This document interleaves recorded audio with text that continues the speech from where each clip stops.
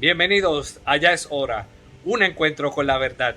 Les habla Adrián Castro desde la Isla del Encanto para los hermanos de Rincón de Apologética Católica en alianza con páginas hermanas como Católico Defiende tu Fe, Apologética Primera de Pedro 3.15, entre otras. También grupos como Hermanos en la Fe Católica, Cristianismo en Acción Católica, Curso de Apologética Católica, entre otros. Hoy vamos a estar hablando de un tema sumamente interesante y es el de la intercesión de los santos.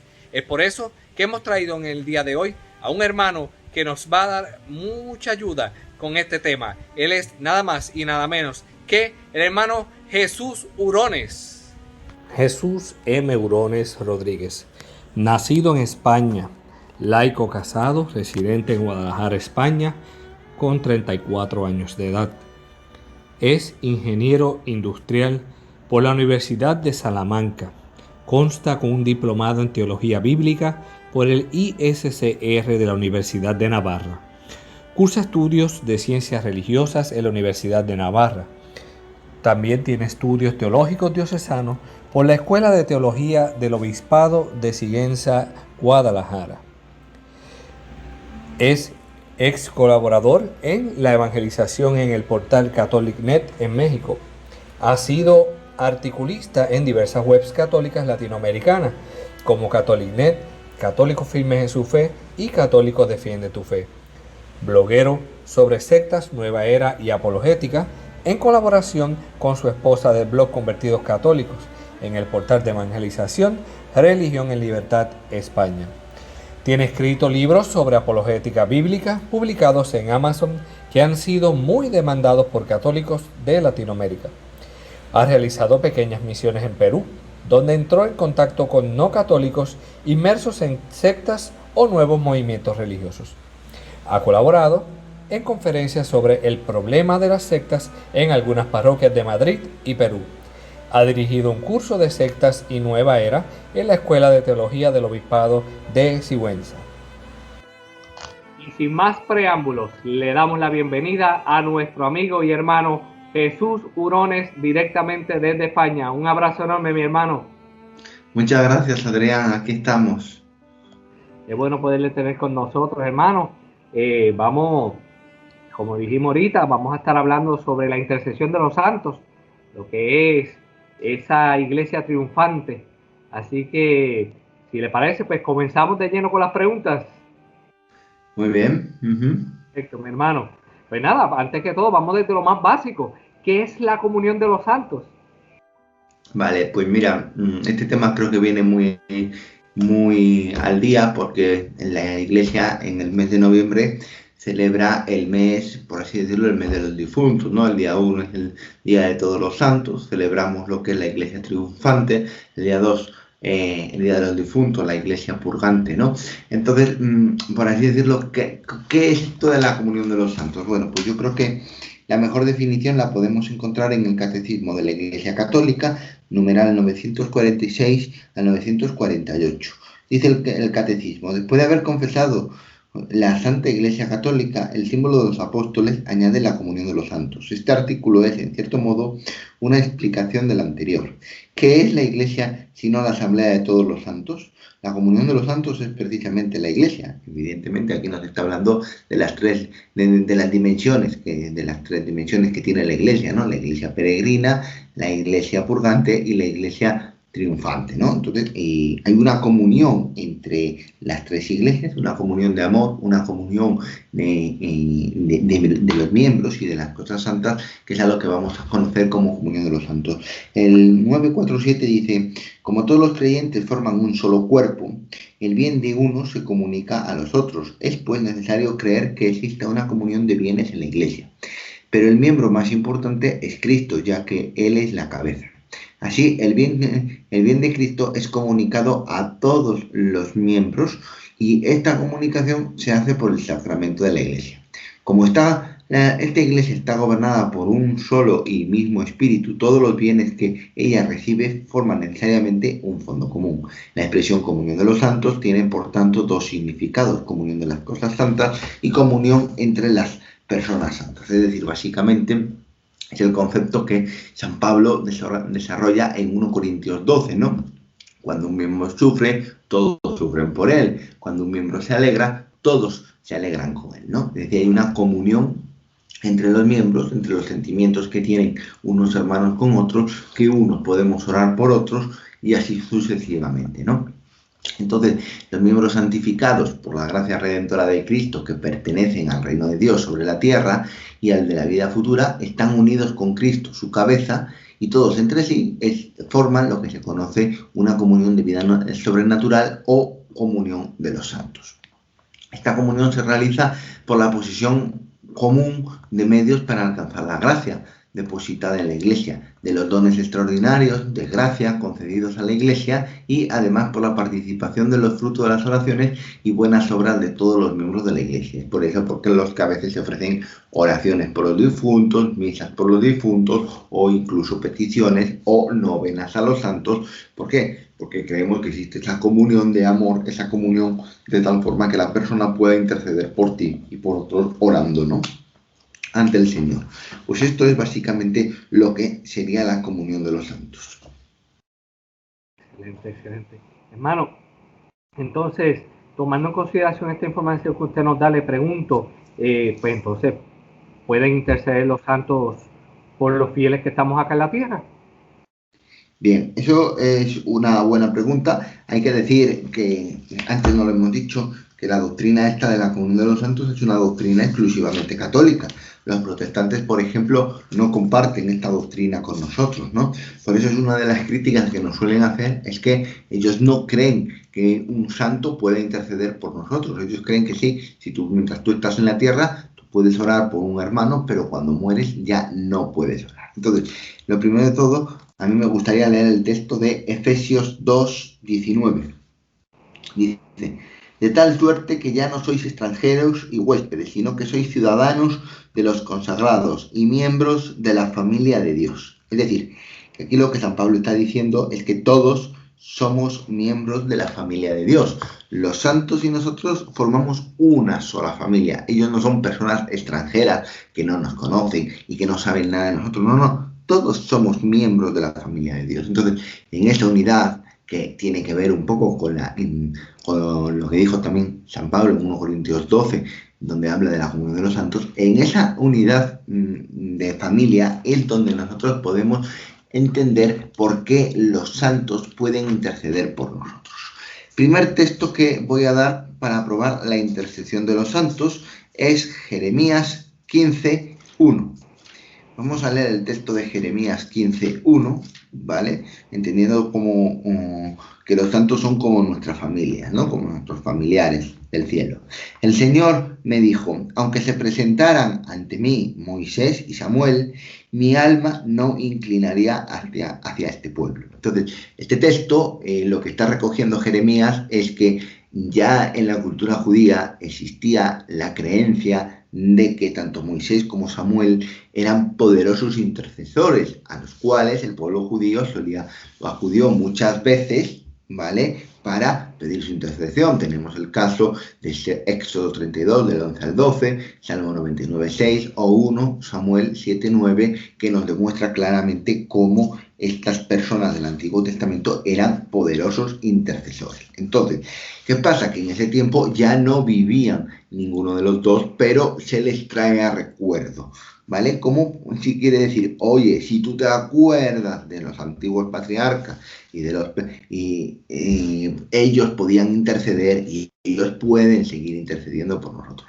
Lo mismo pasa en Ezequiel 14:14.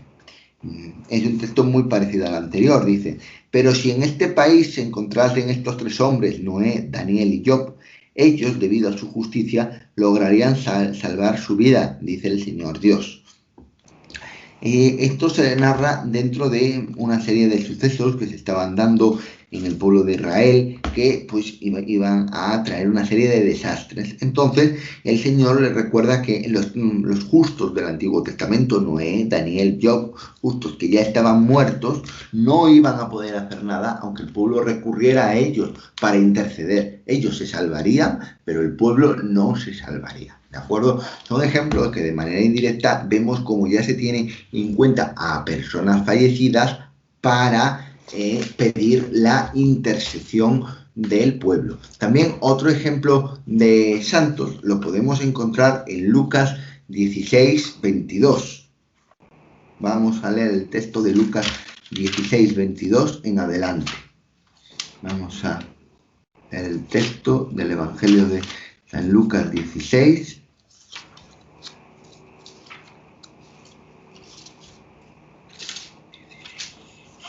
Dice así. Es una parábola que nos narra nuestro Señor Jesús, ¿vale? Del rico Epulón. Y dice: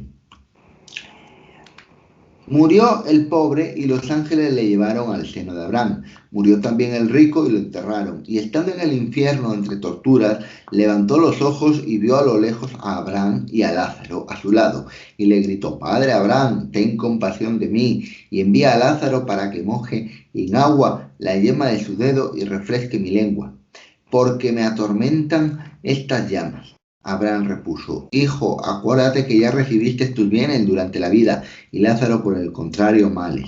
Ahora él está consolado y tú eres atormentado. Y no es esto todo. Entre vosotros y nosotros hay un gran abismo, de tal manera que los que quieran ir de acá para allá no puedan, ni los de allí venir para acá. El rico dijo entonces: Padre, te ruego que le envíes a mi casa paterna, pues tengo 5 hermanos, para que les digan la verdad y no vengan también ellos a este lugar de tormento. Abraham respondió: ya tienen a Moisés y a los profetas, que los escuchen.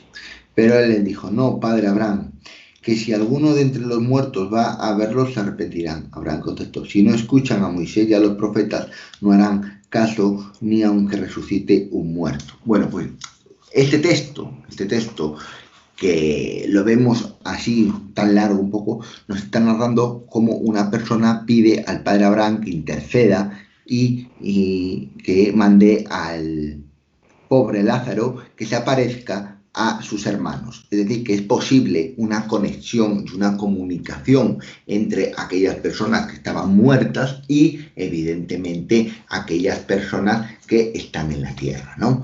Entonces, esto es posible por lo que estamos diciendo, la comunión de los santos, pero en este caso, pues el santo patriarca no lo veía necesario porque decía que ya tenían a la ley y los profetas, es decir, que aunque se les aparecieran, no iban a creer en ellos ni iban a escucharles, ¿vale? También luego tenemos otro texto que también lo considero que es muy claro y muy evidente de que existe porque uno de los problemas, existe una comunión de los santos, uno de los problemas que dicen los protestantes es que cuando uno muere, pues todo termina con la muerte y que los santos del cielo, no hay santos en el cielo porque ellos no tienen conciencia de lo que sucede aquí en la tierra, ¿no? Entonces, para ello me gustaría leer la cita de Hebreos 12.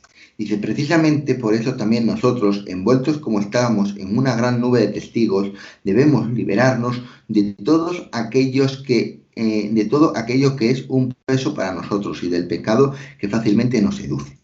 San Pablo está hablando de que nosotros estamos rodeados de una gran nube de testigos. ¿Quiénes son estos testigos de los que habla San Pablo? Los testigos de los que habla San Pablo son los santos que habló en el capítulo 11, los grandes héroes de la fe: Enoc, Abraham, Sara, Moisés.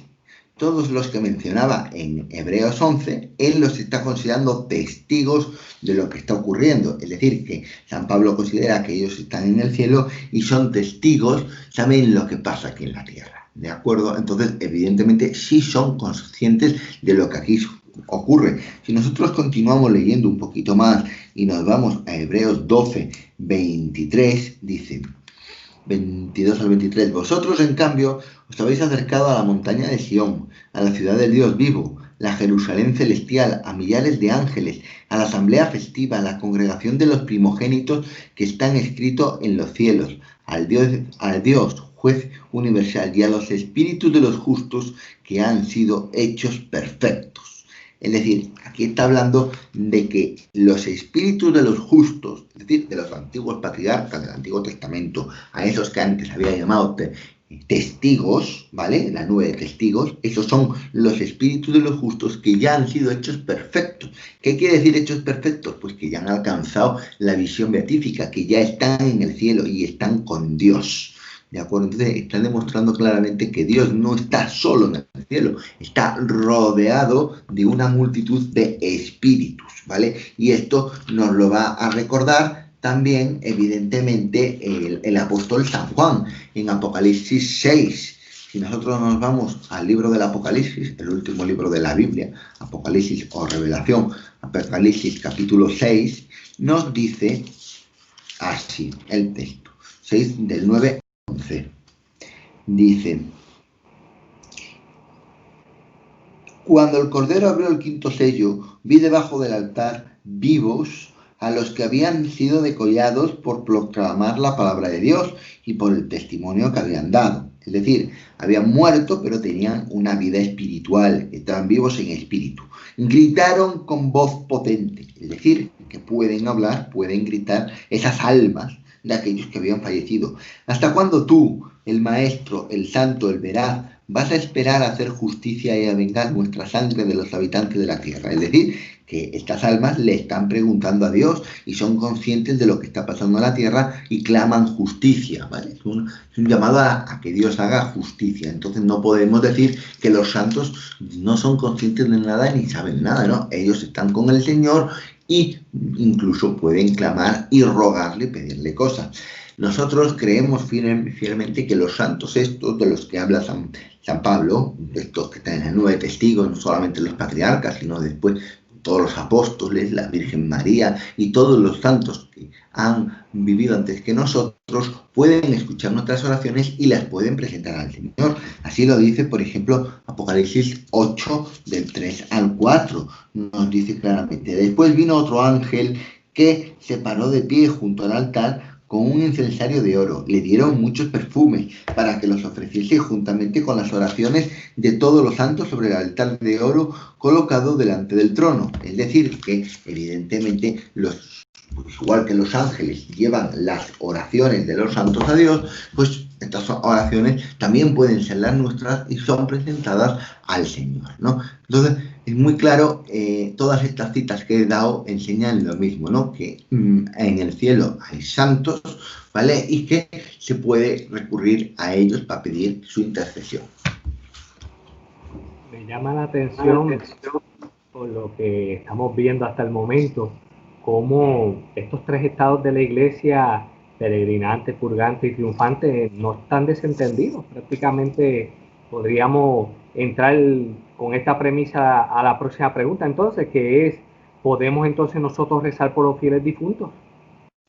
Claro, evidentemente cuando hemos hablado de que hay una comunión, pues eso quiere decir que todo está conectado, ¿no? Una comunión es decir que unos hablan con otros, unos se comunican con otros, y en este sentido nosotros sí podemos rezar por los difuntos. Hay que entender que una cosa es rezar por los difuntos y otra cosa muy distinta es la evocación a los muertos, a los espíritus que suelen hacer pues la brujería, los magos, los hechiceros, y eso está totalmente condenado. Nosotros no evocamos espíritus, ¿no? Ni invocamos espíritus para adivinar el futuro o para que nos hagan predicciones, ¿no? Nosotros simplemente lo que pedimos es que nuestras oraciones sirvan para ayudar a estas almas a llegar al cielo, ¿vale? Oramos por estas almas para que puedan estar con el Señor.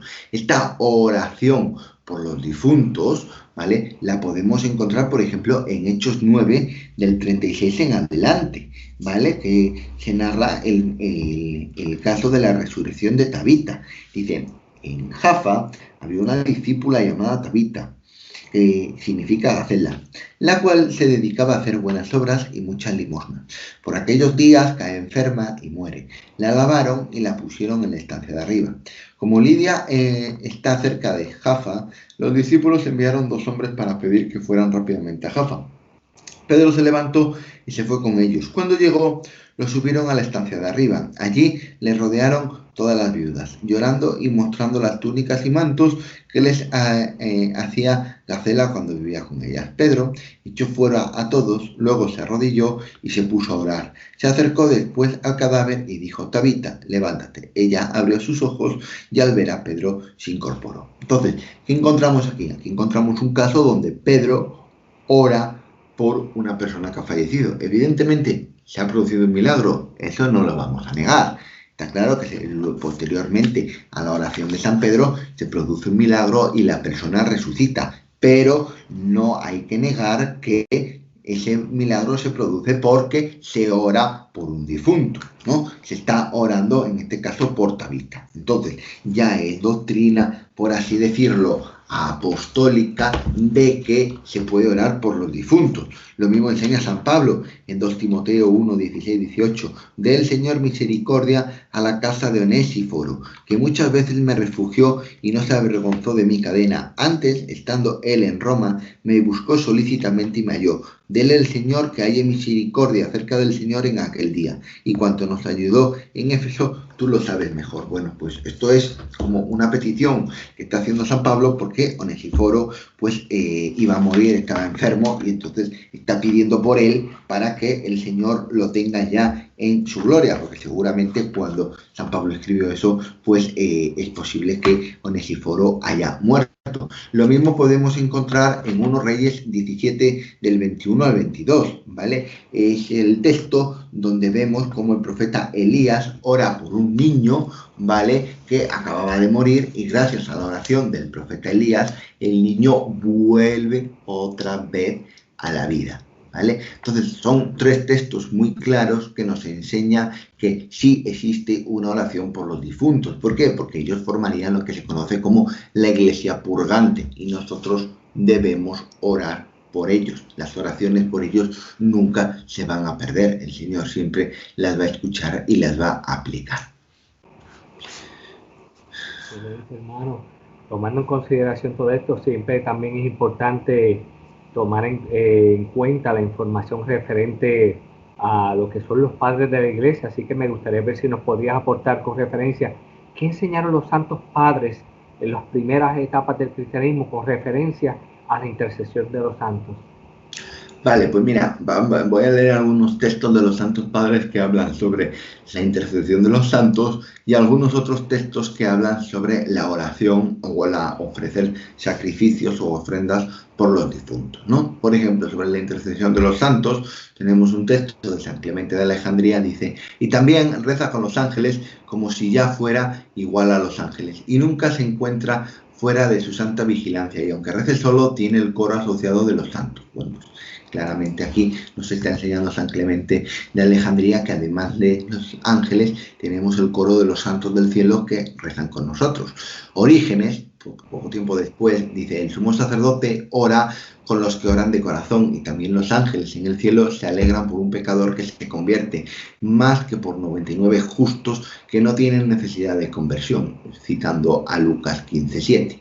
Y ahora dice: asimismo, las almas de los santos que ya descansaron, es decir, que no solamente el sumo sacerdote y los ángeles, sino también las almas de los santos que ya descansaron. Aquí se ve claramente cómo los santos que ya descansaron pueden orar por nosotros y para ello lo cita, lo prueba con el pasaje de Rafael. Dice: esto se prueba con el pasaje de Rafael ofreciendo al Señor un sacrificio espiritual por Tobías y Sara. Después que ambos oraron, dice la escritura, fue oída en aquel instante en la gloria de Dios plegaria de ambos y fue enviado Rafael a curar a los dos. Tobías 3, citando el libro de Tobías. San Cirilo de Jerusalén, un siglo después, dice: entonces, durante la oración eucarística, recordamos también a los que durmieron antes que nosotros, primero a los patriarcas, profetas, apóstoles y mártires, para que Dios, a través de sus oraciones y súplicas, se digne recibir las nuestras. ¿Vale? Aquí se ve claramente como ya la Iglesia creía en que los patriarcas, profetas, apóstoles y mártires escuchaban nuestras oraciones.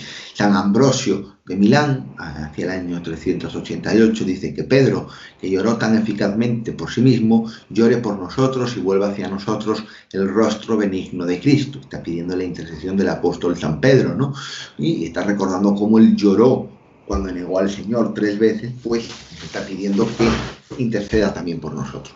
En cuanto a ofrecer sacrificios por los difuntos, pues tenemos, por ejemplo, el epitafio de Avercio, que es un epitafio de un cristiano que murió en el año 190, y en su tumba se puso este epitafio que es muy bonito y muy claro, donde demuestra que ya hacia el año 190 los cristianos oraban por los difuntos. Ciudadanos de una ciudad prominente, lo elegí mientras vivía para poder tener un lugar de descanso para mi cuerpo. Avercio es mi nombre, un discípulo del casto pastor que alimenta sus ovejas en las montañas y en los campos, que tiene grandes ojos mirando por todas partes, que me enseñó los fieles escritos de la vida. Esperando yo, Avercio, ordené que se inscribiera esto. Realmente estaba en mi 72º año. Que todos los que estén de acuerdo con esto y lo entiendan, oren por Avercio. Pues evidentemente en su epitafio está pidiendo oración por él. Lo mismo tenemos, por ejemplo, San Efrén de Siria, que nos cuenta: cuando se cumple el día 30 después de mi muerte, acordaos de mí, hermanos. Los difuntos, en efecto, reciben ayuda gracias a las ofrendas de los vivientes. Si tal como está escrito, los hombres de Matatías encargaron el culto con la ofrenda, expiaron las culpas de aquellos que han perecido y eran impíos por sus costumbres, cuánto más los sacerdotes de Cristo con sus santas ofrendas y oraciones expiarán los pecados de los difuntos. Bueno, pues ahí San Efrén está diciendo que se acuerden claramente de él una vez que haya fallecido. Bien, y ya por último, citar el texto, por ejemplo, de San Isidoro de Sevilla, hacia el año 600. Dice: ofrecer el sacrificio por el descanso de los difuntos es una costumbre observada en el mundo entero. Por eso creemos que se trata de una costumbre enseñada por los mismos apóstoles. Y en efecto, la Iglesia Católica la observa en todas partes. Y si ella no creyera que se le perdona a los pecados a los fieles difuntos, no harta limosna por sus almas ni ofrecería por ellas el sacrificio a Dios. Pues evidentemente aquí está diciendo San Isidoro de Sevilla que esta es una costumbre observada por toda la Iglesia y que proviene de los apóstoles, la de ofrecer sacrificios. Evidentemente se está refiriendo con sacrificio al sacrificio más perfecto que hay, la Santa Misa, ofrecer misas por el eterno descanso de los difuntos para que estos, pues, evidentemente alcancen el cielo. Y la misa también es una oración, con lo cual está hablando de ofrecer también oraciones por los difuntos. Es decir, que podemos decir que es doctrina común de los santos padres la creencia de que los santos pueden interceder por nosotros y también podemos orar por los difuntos. Con toda esta información, a veces es irónico cuando simplemente con mirar la definición de la palabra interceder, que no es otra cosa que hablar en favor de alguien para conseguir un bien o librarlo de un mal, que San Pablo, como ustedes exhortaba a que todos intercediéramos en oración.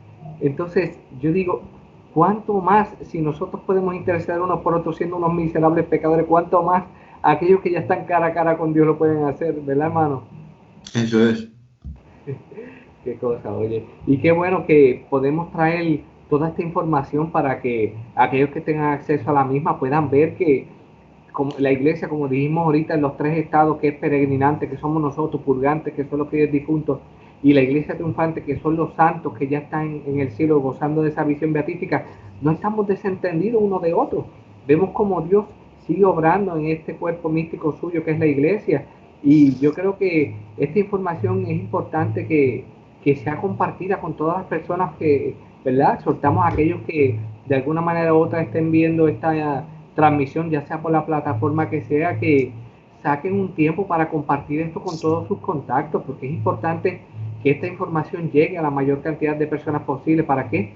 Para que puedan tener un conocimiento amplio, lejos de la ignorancia, lejos del prejuicio, sino con una información objetiva, con una información clara y precisa, como la que nos ha traído en el día de hoy nuestro hermano Jesús Jurones. Hermano, aprovecho el momento para beneficio de aquellos que estén viendo esta transmisión, si desea compartir con aquellos que nos estén viendo las redes de ustedes para que puedan seguirlos y sacar provecho del contenido que ustedes comparten a través de esta obra evangelizadora tan hermosa que hace con su santa esposa. Muy bien, Adrián, muchas gracias. Bueno, yo simplemente para concluir el tema, Decir que evidentemente la Iglesia Católica no se inventa la doctrina, ¿no? La doctrina está contenida en las Sagradas Escrituras y está contenida en la Sagrada Tradición, como ya lo hemos visto. Por último, pues ya para tener, antes de dar las redes donde me pueden seguir o nuestro apostolado, hablar un poco de nuestro apostolado, me gustaría, como última cita bíblica, leer el texto de Romanos 8, del 31 en adelante, porque tiene mucho que ver con esto. Dice: ¿qué más podremos decir? Si Dios está con nosotros, ¿quién estará contra nosotros? El que no perdonó ni a su propio Hijo, sino que lo entregó por todos nosotros, ¿cómo no nos dará gratuitamente con él todas las cosas? ¿Quién podrá acusar a los hijos de Dios? Dios es el que absuelve. ¿Quién será el que condene? Cristo Jesús, el que murió, mejor dicho, el que resucitó, el que está a la diestra de Dios y el que intercede por nosotros. ¿Quién podrá separarnos del amor de Cristo? Las tribulaciones, la angustia, la persecución, el hambre, la desnudez, el peligro, la espada. Dice la Escritura: por tu causa estamos expuestos a la muerte. Todo el día somos ovejas destinadas al matadero, pero en todas estas cosas salimos triunfadores por medio de aquel que nos amó, porque estoy persuadido de que ni la muerte, ni la vida, ni los ángeles, ni los principados, ni las cosas presentes, ni las futuras, ni las potestades, ni la altura, ni la profundidad, ni otra criatura alguna podrá separarnos del amor de Dios que se nos ha manifestado en Cristo Jesús nuestro Señor. La comunión de los santos es una comunión de amor, es una comunión donde se ve el amor que Dios nos tiene, y de esta manera el amor, como está diciendo San Pablo, no termina con la muerte. La muerte no nos puede separar del amor. Por eso los hermanos que nos han precedido en la muerte nos siguen amando desde el cielo, porque nos aman como Jesús nos ha amado, y el amor de Jesús es un amor que vence a la muerte. Y como ellos están en el cielo, pues evidentemente pueden seguir intercediendo por nosotros. Nosotros creemos en una comunión de amor, y esa comunión de amor de todos los santos de la Iglesia está contenida en las Sagradas Escrituras y en los Santos Padres. Yo llevo un apostolado que se llama Convertidos Católicos, y lo llevo con mi esposa. Pues nos podéis encontrar en la página de Facebook Convertidos Católicos. También tenemos un blog en el portal Religión en Libertad de Convertidos Católicos, donde solemos publicar pues temas de apologética, nueva era y sectas. Hermano, ¿algún mensaje final que desee antes de despedirnos? Pues nada, que vivan con mucha devoción este mes de noviembre, el mes de los difuntos, que les invito también a orar mucho por los difuntos, por las almas del purgatorio, ¿vale? Que ellas necesitan mucho nuestras oraciones. Y por último, dar las gracias a Adrián por haberme invitado a este programa. Gracias a ustedes por siempre tener esa disponibilidad, ese amor, entrega para esta obra evangelizadora que es a la que hemos sido llamados por nuestro Señor. Ya sin más que decir, damos gloria a Dios por la oportunidad que nos ha permitido de realizar la misma. No nos queremos despedir sin nuevamente exhortar a aquellos que estén viendo esta transmisión que, independientemente de la plataforma que sea, dejen un me gusta, un comentario, compartan sus inquietudes, compartan este contenido con todo el que pueda, para que el mismo sea de bendición a la mayor cantidad de personas posible. Con esto dicho, nos despedimos hasta el próximo programa de Ya es Hora, un encuentro con la verdad. Que Dios los bendiga enormemente.